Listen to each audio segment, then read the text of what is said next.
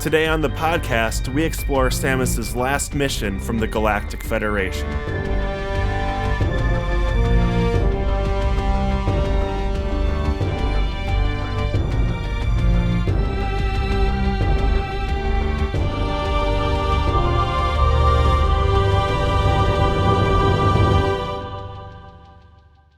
Welcome to Lore Party, the podcast that explores the stories, characters, and lore behind some of our favorite video game universes. I'm your host, Neil. And I'm Lawerence. And today, we're talking about Metroid 4 1V Metroid Fusion, the last game chronologically in the franchise. And honestly, one of my favorite Metroid games to date. Why is that, Lawerence? Because just everything is kind of revamped, from Samus to her suit, to the enemies. There's a lot of cool callbacks. There's a lot of great reveals. Mm-hmm. It's just like honestly one of the most exciting Metroid games that they've come out with, in my opinion. You know, and I would agree with that, frankly. Like, it's such a fresh feeling game in the contrast to Zero Mission or Super Metroid, and especially Metroid 2, where we have narrative now. Like, we haven't had that in a Metroid game before. We maybe had like 5 minutes in the opening, like, okay, here's why we're here, like, go kill some Metroids or space pirates or what have you. But now, like, there is a whole space opera happening, more or less. Right, like I'm not running around in a cave mindlessly with the terrible like noise torture, just trying to kill Metroid for no reason. It's like a refresher, because I remember in the beginning of the game, you know, the events happen to Samus and she wakes up with a new suit. She mentions that like I was reborn again, and I feel like that's kind of the theme of this entire game. Absolutely. And what a cool line. Like, we never get to hear her thoughts, and that's the first thing she's saying. Like, that's rad. Mm-hmm. To give like a brief refresher on the game, just because the beginning moves so fast, it actually starts with Samus on a job. She's a bodyguard and escort to the Biologic Space Laboratories research team. This research team is on the planet of SR388, the home planet of the Metroids, and they're there because you eradicated them all the way back in Metroid 2. While there's a creature called a horn toad. It's a little frog guy, kind of cute looking. It looks a little weird now, and it attacks Samus. Turns out this was the X-Parasite, the natural enemy of the Metroid, or rather, what the Metroid was created to destroy, as we found out in the Metroid 2 remake. So, Samus is attacked by the X-Parasite, her gunship crashes, and her suit gets surgically removed. Now, this happens at the Galactic Federation headquarters and not the BSL, like the game kind of sort of shows. Yeah. And so she gets saved by the baby Metroid again, because the scientists, they have a cell culture of the baby Metroid. They make a cure for her because the X-Parasite is destroying her vitals, basically. It's in her central nervous system. And I know I always say, oh, we're not going to talk about Other M, whatever. Other M runs analog to this game. It's basically 3D Metroid Fusion. This isn't the first time the Federation is touching your power suit without your consent. It's not the first time they have something from the baby Metroid. In Other M, they scraped the baby Metroid off of your suit, and now they're removing your suit and putting the baby Metroid into you. Right. It sounds a little bad. I don't know. And I think it's also, since we talked about like removing the suit, I think it's also important to mention that the reason why they had to remove the suit is because it was so heavily integrated into like her physical being. And so like the organic compounds of her suit were being infected, and like the X-Parasite kind of used her suit as the like, you know, pathway into her nervous system. Yeah, like that's it's a life support system, and it's in her. So her suit gets removed. She now has Metroid DNA, and she gets a new mission from the Galactic Federation while she's there, because while all this is going on, there's an explosion at the Biologic Space Laboratory, which we're going to call the BSL. It's the floating space station in a hollowed out asteroid. So she's now under orders from a computerized commanding officer on her new ship that she has because when the X-Parasite attacked her, she lost consciousness and her ship crashed, and that iconic orange ship is now gone, and with this, she's got this purple mosquito-looking thing, basically. Right. Which, I mean, yeah, you have a new suit, you have a new ship, you have a new job. It's a big departure from the series so far. Right. And, you even get to hear a lot of her thoughts about these things, where she's like, I'm not super happy about having to take orders from somebody, but I'll just play along for right now. Yeah, and we've never seen her taking orders. We're always alone on a job, You were alone on Zebes. You were alone on SR-388. You were alone on Zebes again. And now you're in this completely manufactured place with a government bureaucrat telling you what to do, basically. Right. And I mean, you referenced like Other M, and, I did some research on the game, and it's funny because like part of Samus's backstory, I feel like, the time that she spent in the Galactic Federation taking orders, she started to realize that some of the orders that were given to her she couldn't agree with, and I think this kind of shapes her whole like kind of lone warrior, lone wolf type of character or personality that she's developed.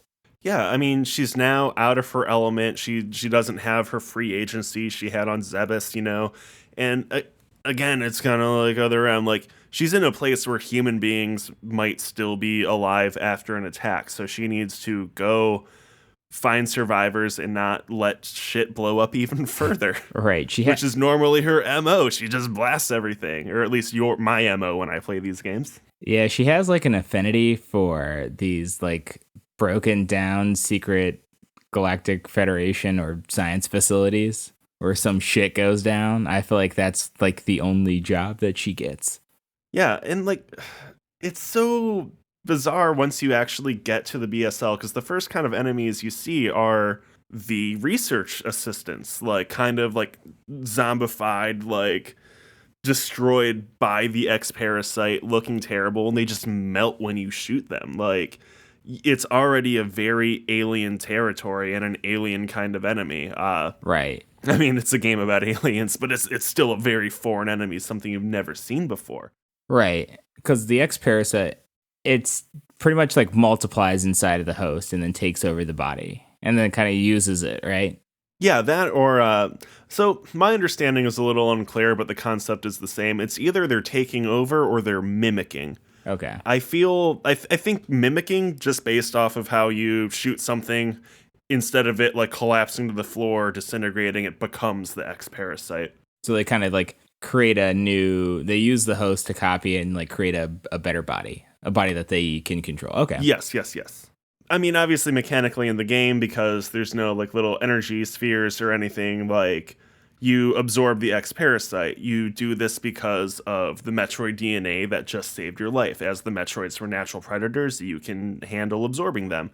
Which, is Samus part Metroid now? Like, it's very unclear because you don't see her without the suit, but has she been like changed in any way, shape, or form? I feel like, because yeah, she did say that when they were like removing the suit drastically altered her physical appearance, and I don't know if they were just focusing in on the suit or if like, something else has changed inside of Samus. You at least see her with her helmet off and it's fine. The only like real thing that happens is she has the kind of the Metroid talons coming off of her forearms. Right. Yeah. That's the only physical thing I've seen that changed. Right, which they wouldn't go and like add parts to her suit. They were just trying to save her life. Right. And I think the other thing that's kind of strange is that, they made a cure essentially for the virus, the X-Parasite that was inside her. But it seems like more than a cure, because not only did it it removed the X-Parasite, but it also gave her like a complete and total immunity to it. Yeah, so she can absorb the X-Parasite. Like the Metroids themselves, she's now vulnerable to the cold. She can't use her Ice Beam. That's why later in the game she can use Ice Missiles as a launchable projectile, but she can't handle the cold energy and the arm cannon itself. And again, like the Metroids, like she's now the X's predator. She's hunting them down and absorbing them, just like the Metroids would suck out their life energy on SR388. Yeah. And beyond this, so like you said earlier, she refers to herself as being reborn as something different. She's a human who has Chozo blood running in her and Metroid DNA. So, I mean, what does this make her? I mean, even later in the game, and we'll talk about it in a minute, a certain enemy tries to freeze you and use missiles on you just like you would to a Metroid. Like, I want to know if this is going to have future implications if we ever get a Metroid 5. Which I really hope. God, I want it so bad. But you know what? I feel like this does make her part Metroid now. I mean, she's able to, use the ice missiles, but like she's still also susceptible to like the frozen temperature. So she's like acquired their same weakness. Yeah, being on the BSL, which has 6 different environments just to see how these creatures operate so they can study them, she can't be in that room full of ice. She'll flat out get destroyed. Would you say that this also makes her like inherently more Chozo at the same time? I feel like I have 2 points I want to say. First, a little unrelated, Samus is now the last Metroid.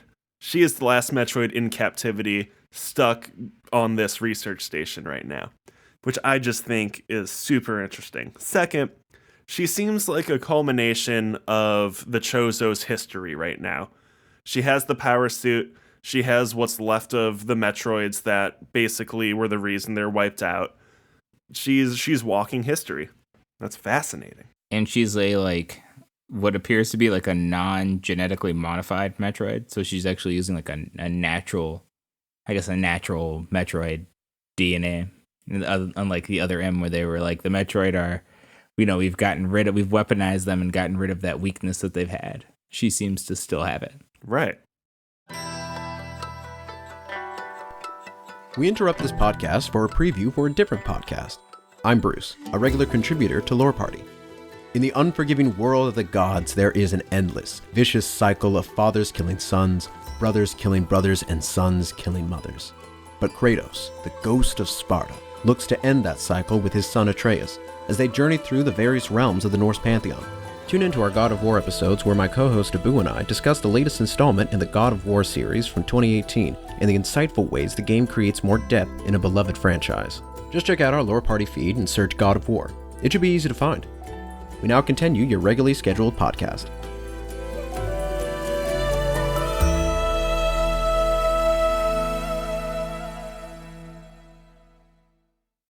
So we know Samus's whole deal right now, but we know what's going on with the X, but the reason we're on the ship, we're on the BSL because of an explosion. And when it's revealed that the explosion was because of Samus, it's crazy. And when I say Samus, I mean Samus's power suit from Super Metroid.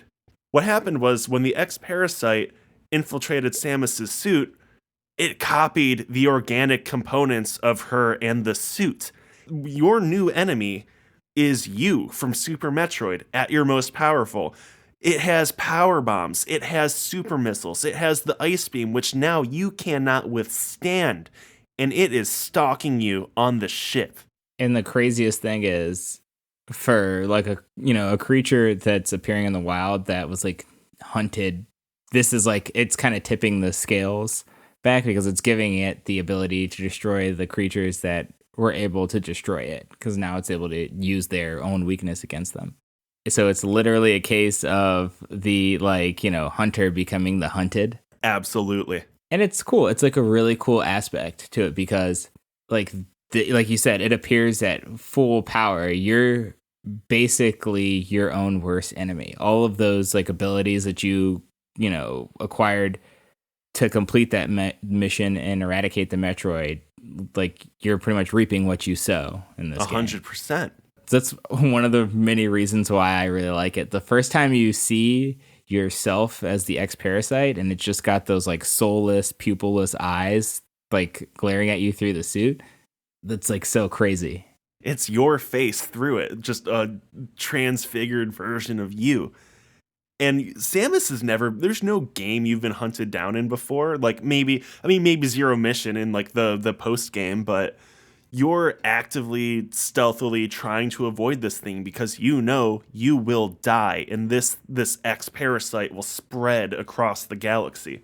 Right, and you can't take it on until the Galactic Federation develops weapons that you can use, which is a pretty interesting aspect of this game also, because it plays into a lot of different things, because you find out that you can actually absorb different abilities from X parasites, but at the same time, there are certain weapons that you need to be able to take on this new foe, but it's up to the Galactic Federation. Yeah, previously you've just gone and found these Chozo artifacts. Now they're downloading missiles, like missile data to your suits. You're taking pieces and parts of what's around you. You've never had this kind of free agency to integrate stuff into your suit before. It's always been like, I don't know, kind of a ceremonial thing. Like you go up to the Chozo statue, it has its gift for you. Now it's just like, oh, cool, I have diffusion missiles, whatever that means, great. Like, anything that can help, you're going to take it.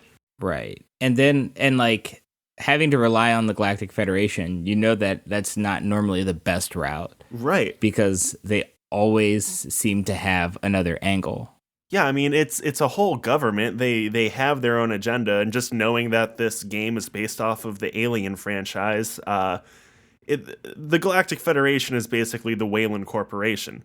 They wanted to research Metroids before, and it wasn't for anything good, especially as Other M taught us, which, frankly, the next part of this episode, we're going to take a look at that kind of stuff. We're going to see what the Galactic Federation is up to. We're going to see why they care so much about the Metroids. And it's really fascinating stuff.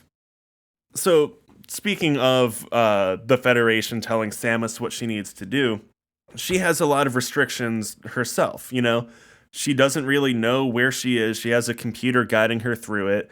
She doesn't have her weapons, taking orders from a CO, and she has to take this job because the Galactic Federation told her to do it, and they just saved her goddamn life. And not to mention that she can't even fight the enemy that she's there to technically defeat. Right, so you're just hiding around on this ship, biding your time, trying to figure a way out. And honestly, I don't think you could do it without the CEO on the ship. He's the one controlling all the locks. He's the one telling you where to go and what to do. And you would be dead in the water without him. Yeah, and he's even the one who is telling you to wait for Federation HQ to complete the plasma beam so you can actually fight the X-Parasite Samus.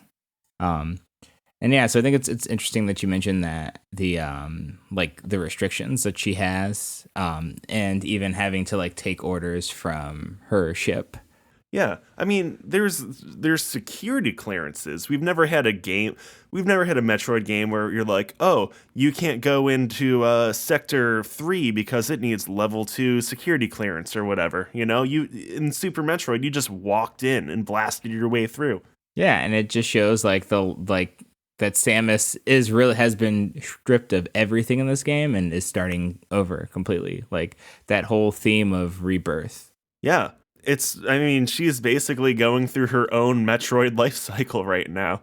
She's gonna slowly get stronger in this environment. Yeah, because even when you see the X-Parasite Samus, if it can't get through an area, it just blows it up. Right, which is exactly what you used to do. Except in this game, there's one area you can't quite blow your way through, and that is the restricted area. I think this is a good place to stop and pick up on the next episode when we talk about what exactly is inside the restricted area and what makes it so gosh darn restricted. Oh yeah, that's going to be interesting. Well, that about wraps it up for this episode. We want to thank you for tuning in and being part of the show. Be sure to connect with us on Twitter at lore_party and leave us a review on iTunes. Thanks for listening, and we'll see you next time.